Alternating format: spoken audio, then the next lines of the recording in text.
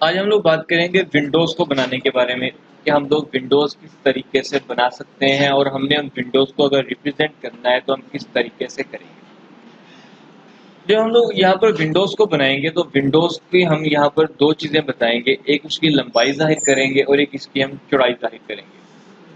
यहाँ पर जब हम उसको बनाएंगे तो उसकी जो चौड़ाई हुआ करेगी वो आपकी दीवार के बराबर हुआ करेगी, हम उसकी लंबाई को जाहिर कर दिया करेंगे। जब हम उसको 3D में जाएंगे तो हम उसकी ऊंचाई भी जाहिर किया करेंगे वो कितनी है। अब हमने किस तरीके से बनाया करनी है, तो जब भी हमने यहाँ पर कोई भी एक विंडो बनाना होगी तो विंडो बनाने के लिए हम क्या किया करेंगे, हम लोग एक रेक्टेंगल को इस्तेमाल किया। तो हमें जिस साइज की एक विंडो बनाना होगी हम उस साइज की एक रेक्टेंगल बना देंगे। अभी हम ऐसा करते हैं कि हम लोग ये कहते हैं कि हमें इस जगह पर एक विंडो बनाना है जो कि 4 फीट की होगी। तो हम ऐसा करेंगे, हम यहाँ पर एक कमांड देंगे रेक्टेंगल की कमांड देने के बाद हम स्क्रीन में किसी भी हिस्से पे बना सकते हैं, लेकिन बाद में हम इसी जगह पर भी आकर बनाएंगे। हम क्या करते हैं, हम इसको डायमेंशन देते हैं। एक्स एक्सिस पर हम कितनी देंगे वो हम उतनी ही वैल्यू बताएंगे जो हमारी यहाँ पर दीवार की वैल्यू है वो कितनी है, वो 9 है। वाई पर हम कितनी वैल्यू देंगे, हमने कहा था हम इसको बनाना चाह रहे हैं 4 फीट की, हम 4 फीट लिखेंगे और एंटर कर देंगे और हमारी एक यहाँ पर एक रेक्टेंगल बन जाएगी। ठीक हो गया। अब हमें इस रेक्टेंगल को इस जगह में लगाना है। अब जो आपकी एक विंडो बनती है वो इस दीवार में किसी खास जगह पर होगी, वो कहाँ पर होगी, वो बाज़ औक़ात हम इसको मापा करते हैं कुछ यहाँ से, हम कहते हैं जी यहाँ से जो है वो इतने फासले पर होनी चाहिए। कई दफ़ा ऐसा होता है हम उसको इस दीवार से मापते हैं कि वो यहाँ से इतने फासले पर होनी चाहिए। तो पहले हम देख लेते हैं कि इसको हम अगर ये साइडों से फासला बताया गया है तो हमने तब कैसे लगानी, और अगर हमें ये कहा जाए कि ये इसके बिल्कुल दरमियान में होनी चाहिए तो कैसे लगानी। तो पहले हम दरमियान वाला देख लेते हैं, वो ज़्यादा ईजी है। हम मूव की कमांड देंगे, एंटर करेंगे।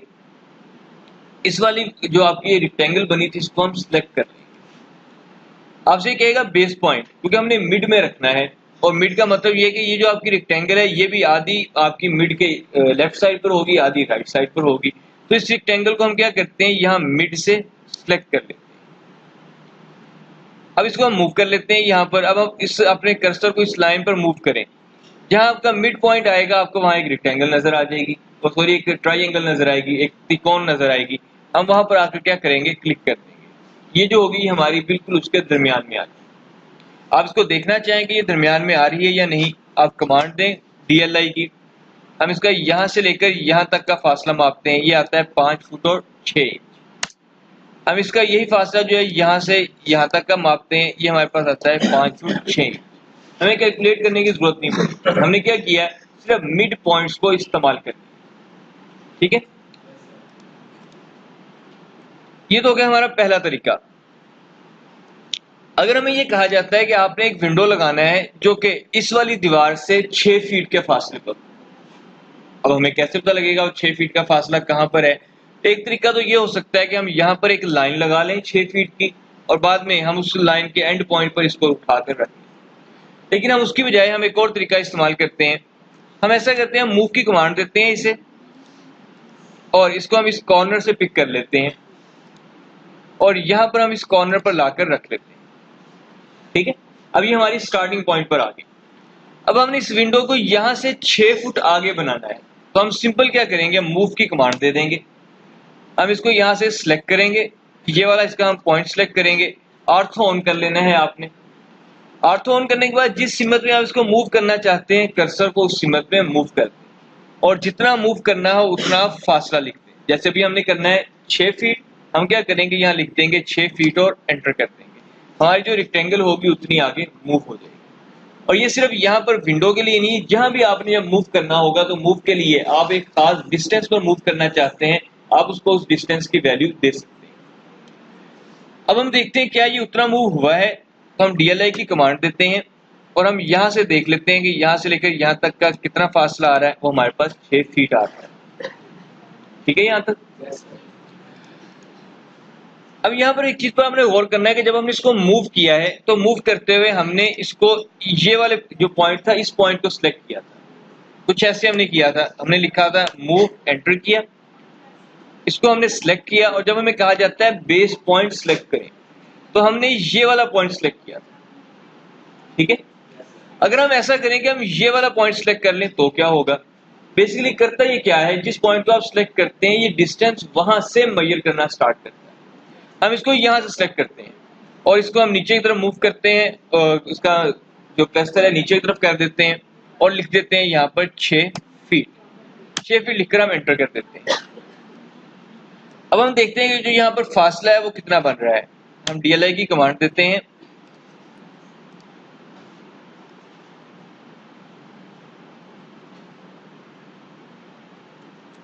हमने ये वाला पॉइंट दिया था इसको, ये हमारा तकरीबन 10 फीट बन जाएगा। लेकिन अभी फिलहाल क्योंकि हम ऑर्थो में मूव कर रहे हैं तो आपको इतना इसमें डिफरेंस नजर नहीं आएगा। आप दोनों में किसी भी एक पॉइंट को सिलेक्ट करेंगे, ये सिर्फ इसको क्या करेगा, आगे की तरफ उतना मूव कर देगा। लेकिन जब हम ऑर्थो के बगैर करेंगे तभी आपको डिफरेंस नजर आएगा, काफी ज्यादा फर्क आएगा। तो फिलहाल आपने क्या करना है, आपने एक रेक्टेंगल बनानी है अपनी विंडो के साइज की और उसको आपने किसी खास जगह पर प्लेस करना है।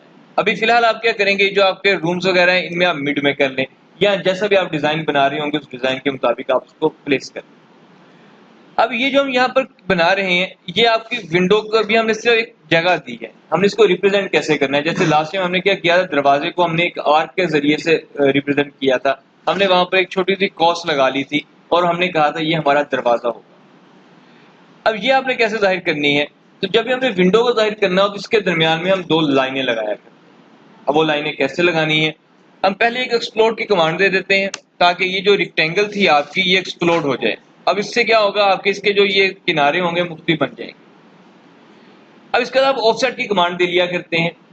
अब ऑफसेट की जब हम यहाँ पर कमांड देंगे, ये 9 इंच की है तो हम 3 इंच का जो है वो ऑफसेट इस्तेमाल कर लेते हैं। उससे क्या होगा, दरमियान में 2 लाइनें आ जाएंगी, 3 3 और 3 बराबर हिस्से बन जाएंगे। तो हम ऑफसेट की कमांड देते हैं और वैल्यू देते हैं 3 इंच की, और एक हम क्या करते हैं यहाँ पर ऑफसेट ले लेते हैं और एक ऑफसेट हम यहाँ पर ले लेते हैं।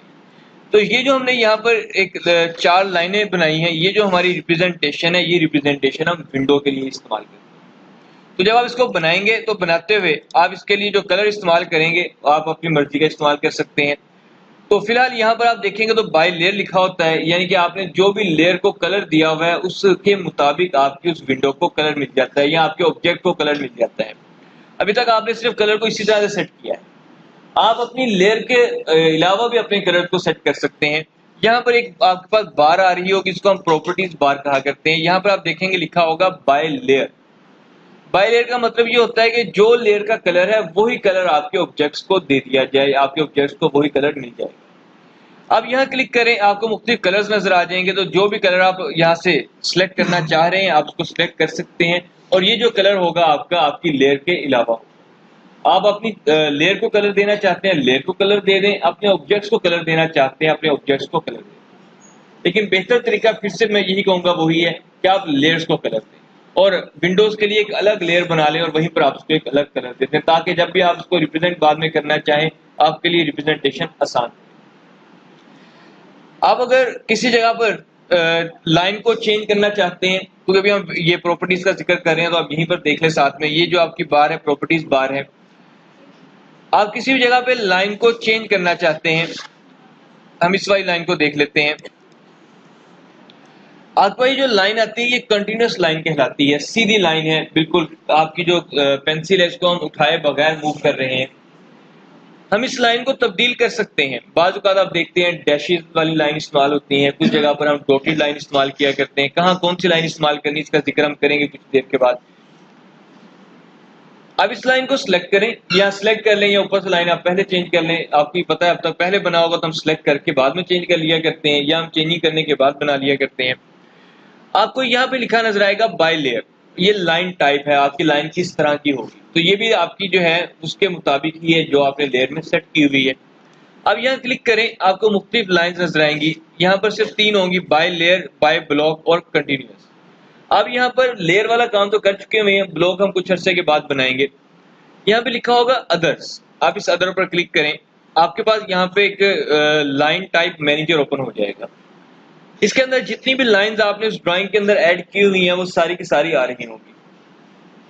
बाय डिफॉल्ट यहाँ पर 3 ही होंगी, एक होगी बाय लेयर, बाय ब्लॉक और कंटिन्यूस। आप यहाँ देखेंगे तो लिखा होगा लोड, आप इस लोड पर क्लिक करें। जब आप लोड पर क्लिक करेंगे तो आपके पास जितनी भी इस आपके ऑटोकैड के वर्जन के अंदर लाइन की टाइप्स हैं वो सब की सब आपको नजर आना स्टार्ट हो जाएंगे। तो हम ये कहते हैं कि हमें इसमें से ये डैश वाली इस्तेमाल करना है। हम क्या करते हैं, इसको सिलेक्ट करते हैं और ओके कर देते हैं। हम जैसे ही ओके करेंगे वो यहाँ पर ऐड हो जाएगी।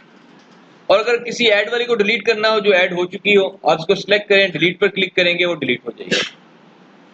तो फिलहाल हम क्या करते हैं, हम इस वाली लाइन को इस्तेमाल कर देखते हैं।